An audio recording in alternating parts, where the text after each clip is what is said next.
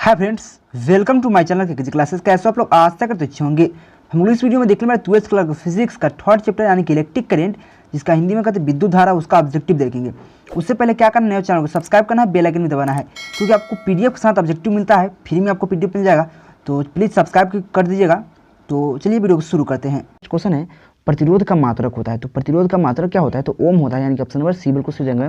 ज़्यादा समय नहीं लेंगे आपका, 10 से 15 मिनट में आपका खत्म कर देंगे। तो आपको प्रतिरोध का मात्रक क्या होता है? तो ओम होता है, यानी कि ऑप्शन नंबर सी बिल्कुल सही हो जाएंगे। अगला क्वेश्चन देख लेते हैं, क्वेश्चन नंबर 2 नंबर क्वेश्चन क्या है? विद्युत प्रतिरोधकता का मात्रक होता है। तो प्रतिरोध कहे तो ओम होता है, और प्रतिरोधकता कहे तो ओम मीटर होता है, यानी कि ऑप्शन नंबर ओम मीटर को हम इस प्रकार से भी लिख सकते हैं, इस प्रकार से लिख सकते हैं। तो ऑप्शन नंबर यहाँ पे ए बिल्कुल सही हो जाएंगे। अगला क्वेश्चन देख लेते हैं, क्वेश्चन नंबर 3 नंबर क्वेश्चन क्या है? आपको एक एक ओम के 3 प्रतिरोध दिए गए हैं, जिसको आपको न्यूनतम प्रतिरोध ज्ञात करना है। तो न्यूनतम प्रतिरोध ज्ञात करने के लिए आपको समांतर क्रम में जोड़ना पड़ेगा, यानी कि 1/1 प्लस 1/1 प्लस 1/1। जब बटा में 1 है तो उसका कोई मतलब ही नहीं है, तो 1/r इक्वल टू क्या होगा? ये सबको जोड़ दीजिएगा, यानी कि 3 आ जाएगा। और फिर यहाँ पे अगर हम इधर करें तो r को ऊपर करेंगे, यानी कि r ऊपर, तो 1/3 आ जाएगा, यानी कि ऑप्शन नंबर डी बिल्कुल सही हो जाएंगे। समझ गए इस बात को? यानी कि ऑप्शन नंबर डी इसका बिल्कुल 1/3 ओम होता है। अगला क्वेश्चन देख लो, क्वेश्चन नंबर 4 इलेक्ट्रॉन वोल्ट द्वारा मापा जाता है। इलेक्ट्रॉन वोल्ट द्वारा क्या मापा जाता है? तो ऊर्जा मापा जाता है, यानी कि ऑप्शन नंबर सी बिल्कुल सही। इलेक्ट्रॉन वोल्ट को इस प्रकार से भी लिखते हैं, ई भी लिखते हैं, यानी ई से इलेक्ट्रॉन होता है, भी से वोल्ट होता है। समझ के बात को? यानी कि ऊर्जा, ऑप्शन नंबर सी बिल्कुल सही है। अगला क्वेश्चन देख लेते, क्वेश्चन नंबर 5 विद्युत वाहक बल, यानी कि ईएमएफ, जिसको शॉर्ट में ईएमएफ बोला जाता है, इसका बीमा होता है। तो ml² T inverse Q I inverse होता है, यानी कि ऑप्शन नंबर सी बिल्कुल सही है। ml² T inverse Q I inverse विद्युत वाहक बल की बीमा होती है। अगला क्वेश्चन देख लेते, क्वेश्चन नंबर 6 नंबर क्वेश्चन क्या है? यहाँ पे 0.005 उसके एक प्रतिरोध को 1 मेगा ओम प्रतिरोध के समांतर क्रम में जोड़ दिया जाए तो तुल्य प्रतिरोध होगा। तुल्य प्रतिरोध क्या होगा आपको पता होना चाहिए। 0.005 ओम से कम होता है, यहाँ पे कम लिखाना चाहिए, कम होता है। क्या होता है? कम होता है, यानी कि ऑप्शन में बी बिल्कुल सही हो जाएंगे। अगला क्वेश्चन देख लीजिए, क्वेश्चन नंबर 7, यानी कि धात्विक चालकों का ताप बढ़ने पर उसका प्रतिरोध क्या होता है? यानी कि जब धात्विक चालकों का ताप बढ़ने पर उसका प्रतिरोध क्या होता है? बढ़ता है, यानी कि ऑप्शन नंबर बी बिल्कुल सही, यानी कि उसमें रुकावट उत्पन्न होता है, यानी कि ऑप्शन नंबर बी बिल्कुल सही हो जाएंगे। अगला क्वेश्चन देख लेते हैं, क्वेश्चन नंबर 8 नंबर क्वेश्चन क्या? देखिए ये भी समझने वाली क्वेश्चन है। 1 ओम प्रतिरोध वाले तार की लंबाई को खींचकर क्या दुगुनी कर दी जाती है, लंबाई को जो दुगुनी कर दी जाती है, तो प्रतिरोधकता क्या होगा? यानी कि प्रतिरोध हो जाएगा। जब उसका लंबाई को खींचकर दुगुना कर देंगे तो उसका प्रतिरोध क्या हो जाएगा? 4 ओम के बराबर हो जाएगा, यानी कि ऑप्शन नंबर बी बिल्कुल सही हो जाएंगे। देखिए जो भी क्वेश्चन है बहुत इंपॉर्टेंट है, प्लीज़ आप लोग लाइक कीजिए, नहीं हो तो चैनल को सब्सक्राइब कीजिए। अगला क्वेश्चन है वोल्ट मीटर, यानी कि वोल्ट मीटर द्वारा मापा जाता है। वोल्ट मीटर द्वारा किसको मापा जाता है? धारा को मापा जाता है, यानी कि ऑप्शन नंबर ए बिल्कुल सही है, धारा को। अगर विभवमापी कहता है तो प्रतिरोध, विद्युत वाहक बल का अगर वोल्ट सीधे कहता है तो विभव को मापा जाता है, यानी कि समझ रहे बात को? यानी कि ऑप्शन नंबर ए बिल्कुल सही है, धारा। वोल्ट मीटर को धारा से मापा जाता है। अगला क्वेश्चन है क्वेश्चन नंबर 10, यहाँ पे आगे विभवमापी को विभवमापी से मापा जाता है। तो विभवमापी से किसको मापा जाता है? विद्युत वाहक बल, यानी कि ईएमएफ, जिसको बोलते हैं ईएमएफ को मापा जाता है, यानी कि ऑप्शन में बी बिल्कुल सही है, विद्युत वाहक बल को मापा जाता है। कभी कभी आपको पूछ देगा ईएमएफ किससे मापा जाता है, तो आपको बता सकते हैं विभवमापी द्वारा मापा जाता है, यानी कि ऑप्शन नंबर इसका बी बिल्कुल सही है। अगला क्वेश्चन देख लीजिए, क्वेश्चन नंबर 11 फैराडे मात्रक है। फैराडे किसका मात्रक है? तो आप बता सकते हैं एफ से फैराडो कहते हैं, तो फैराडे धारिता का मात्रक, यानी कि कैपेसिटर का मात्रक है। आप बता सकते हैं सिंपल वे में, यानी कि फैराडे किसका मात्रक है? तो धारिता का, यानी कि ऑप्शन नंबर बी बिल्कुल सही है।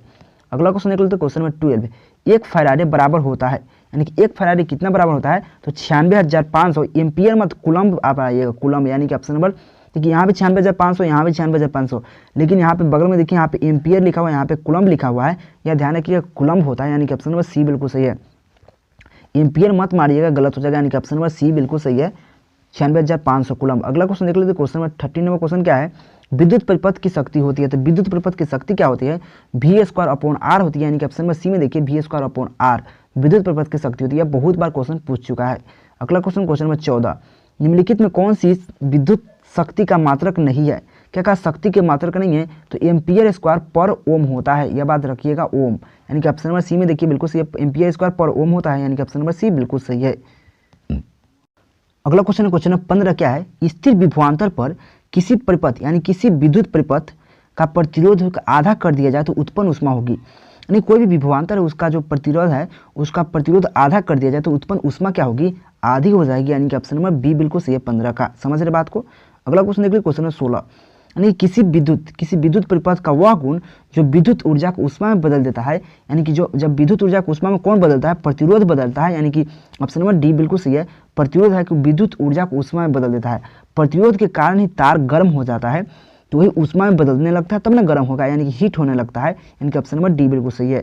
अगला क्वेश्चन देख लेते हैं, क्वेश्चन नंबर 17 क्या है, विद्युत हीटर में जिस पदार्थ का उपयोग किया जाता है वह है, तो किसका उपयोग किया जाता है, नाइक्रोम का किया जाता है। यानी कि ऑप्शन नंबर डी बिल्कुल सही है, विद्युत हीटर में किसका प्रयोग किया जाता है, नाइक्रोम का।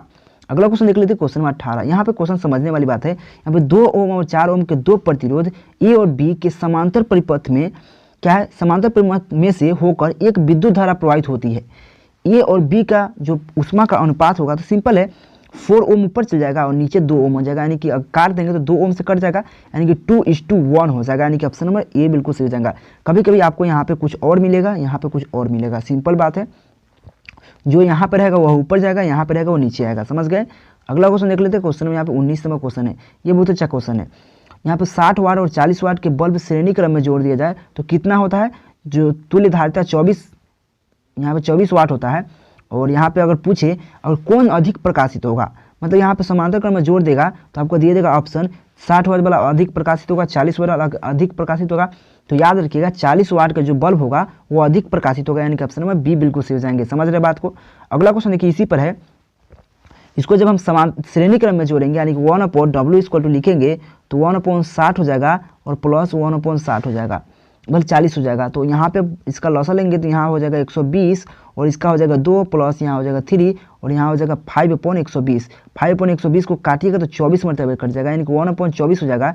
जब इसको W को ऊपर कीजिएगा तो यहाँ पे 24 भी ऊपर चल जाएगा, यानी कि 24 वाट हो जाएगा। यानी कि ऑप्शन नंबर डी बिल्कुल सही है, 24 वाट। 100 वाट गलत है, यानी कि 24 वाट बिल्कुल सही है। श्रेणी क्रम कहा तो यह नहीं कि आप रेजिस्टेंस है तो आप जोड़ दीजिएगा डायरेक्ट 60 को और 40 को जोड़, तो रेजिस्टेंस थोड़ी ना है, आर थोड़ी ना है, यहाँ पे वाट कह रहा है, यानी कि ऑप्शन नंबर डी बिल्कुल सही है, 24। अगला क्वेश्चन देख लेते हैं, क्वेश्चन में यहाँ पे 20 नंबर क्वेश्चन है।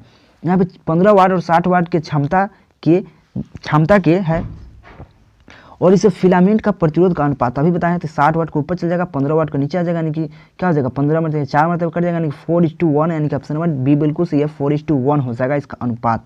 अगला क्वेश्चन देखिए, यहाँ पर समझने वाली क्वेश्चन थोड़ा सा है।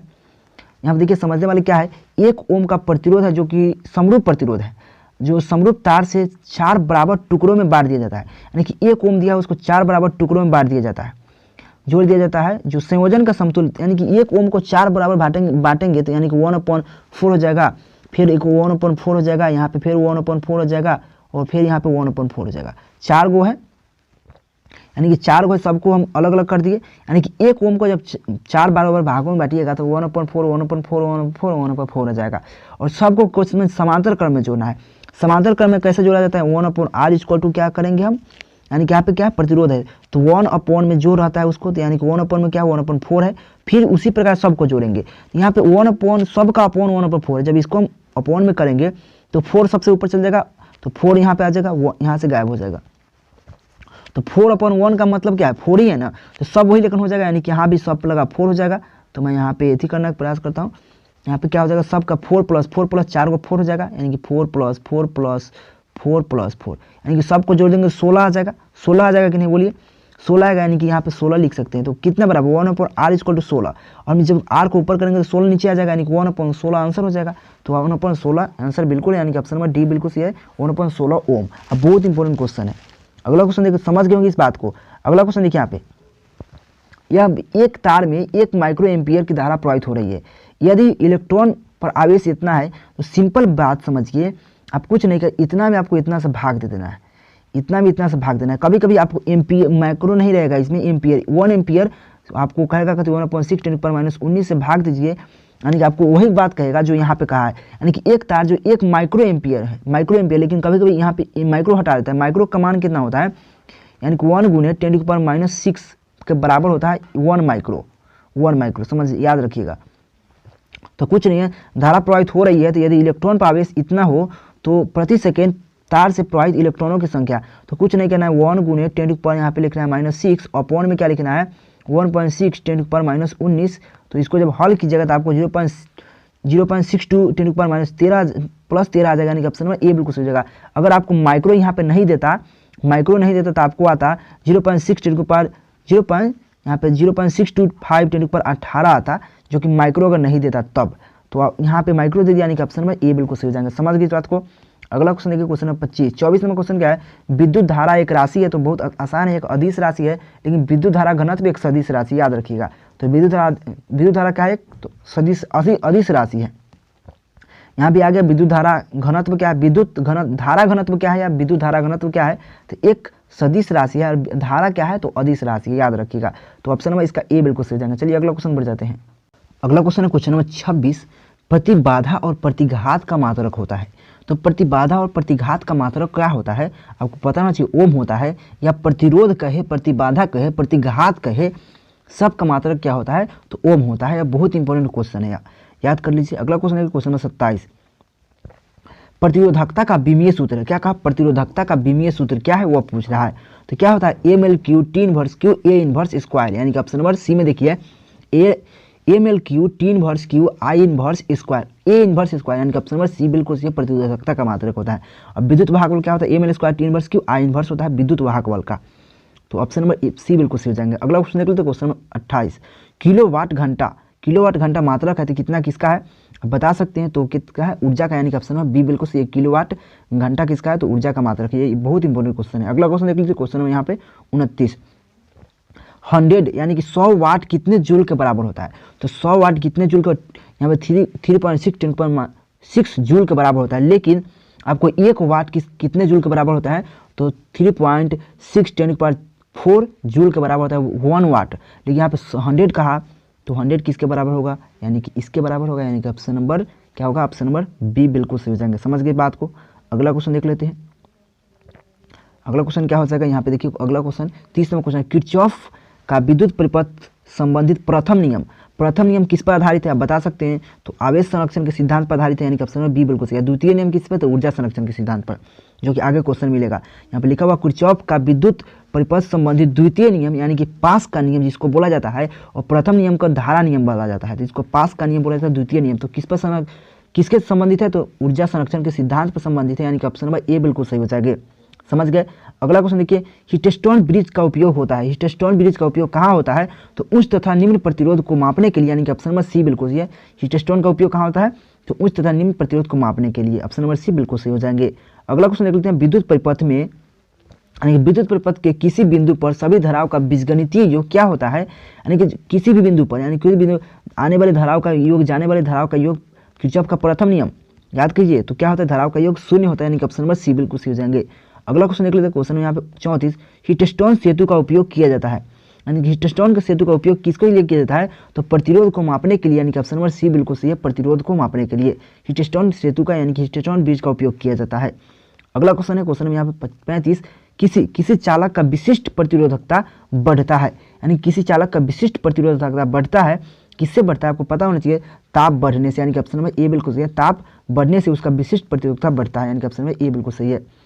अगला क्वेश्चन देखिए, क्वेश्चन में आप 36 नंबर क्वेश्चन क्या है, स्वस्थ मनुष्य के शरीर का विद्युत प्रतिरोध क्या होता है, आप बता सकते हैं सिंपल वे में। चलिए इसका आप कमेंट कर दीजिए, इसका आंसर क्या होगा, आप कमेंट कर दीजिए। इसे आंसर आपको हम दे देंगे, तो आंसर क्या होगा इसका कमेंट कर दीजिए। स्वस्थ मनुष्य के लिए शरीर का प्रतिरोध क्या होता है, आप बता सकते हैं। यह तो गलत है, यह तो वो नहीं होगा, इसमें से आप बताइए फटाक से।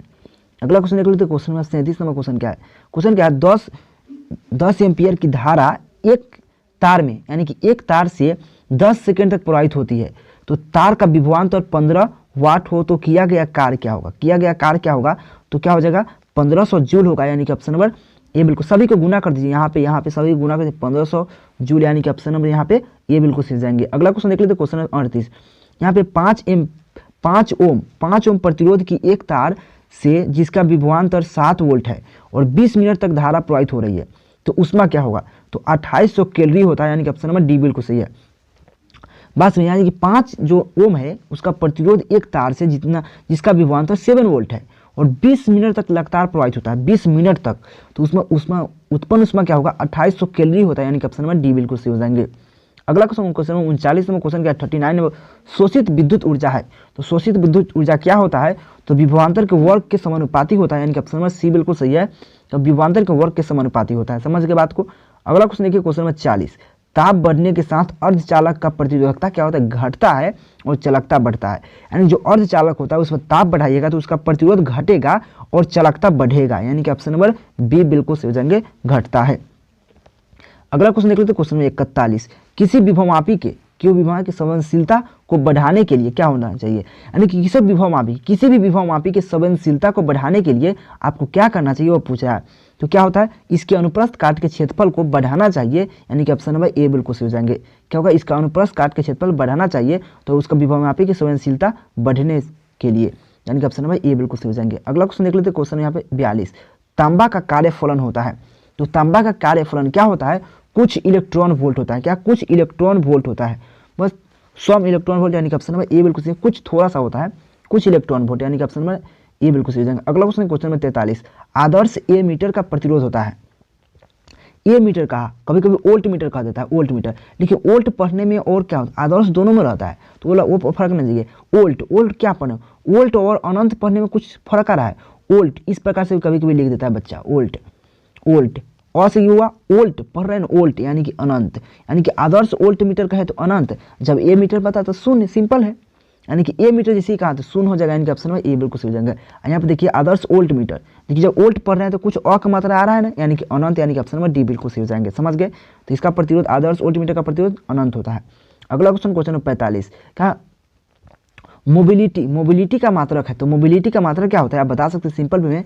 तो यहाँ पे एम्पियर मीटर पर न्यूटन होता है, यानी कि ऑप्शन में ए बिल्कुल सही है, एम्पियर मीटर पर न्यूटन। ए से एम्पियर, एम से मीटर, एन से न्यूटन होता है, यानी कि यहाँ पे लिख सकते हैं एम्पियर मीटर और न्यूटन इन्वर्स भी कर सकते हैं, कोई दिक्कत नहीं, यानी कि ऑप्शन में ए बिल्कुल सही है। आपका यह 45 क्वेश्चन खत्म होता है, उसके बाद आपका आंसर आ गया, तो यह आपको पीडीएफ के तौर पे मिल जाएगा, आपको टेलीग्राम पे जाकर ज्वाइन हो जाइए। तो वीडियो कैसा लगा जरूर बताइएगा, नए हो तो चैनल को सब्सक्राइब कीजिएगा, मुझसे कॉन्टैक्ट करना चाहते हैं तो इंस्टाग्राम पे फॉलो कीजिएगा, वहाँ पे मैसेज भी कर सकते हैं कुछ भी। तो thank you watching for this video. अगर वीडियो पसंद है तो प्लीज़ लाइक, कमेंट और सब्सक्राइब और दोस्तों को जरूर शेयर कीजिएगा। तो मिलते हैं अगले टॉपिक के साथ अगले वीडियो में, जब तक टेक केयर, बाय, जय हिंद।